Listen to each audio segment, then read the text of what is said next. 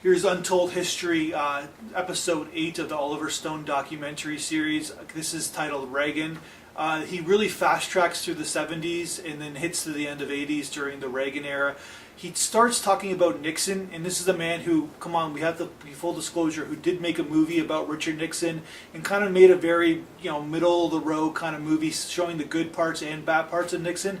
And really, Oliver Stone in this documentary series has just been ripping every single president along the way. And he kind of gives Nixon a slide in this thing because he basically starts off his theme, and we'll loop it in the end, where he says that Nixon on domestic policy in terms of like women's rights and getting unemployment up and helping out minorities and pushing up the economy was a very good president, and basically because he basically spent a lot of money on domestic issues.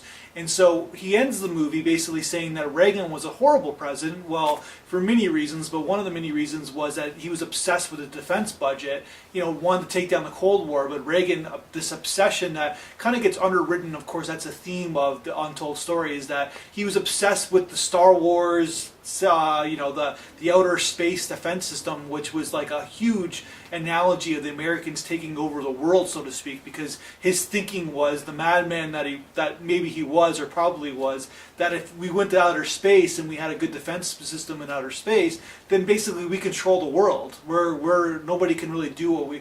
Any sort of problems in Iran, Iraq, we want some oil from you, we want this from you, we want fair trade trading, and they say no. All of a sudden they can look at the sky and go, listen, we got this laser, Death Star, whatever you want to call it, who can laser you and blow up your whole country, so give us what we want.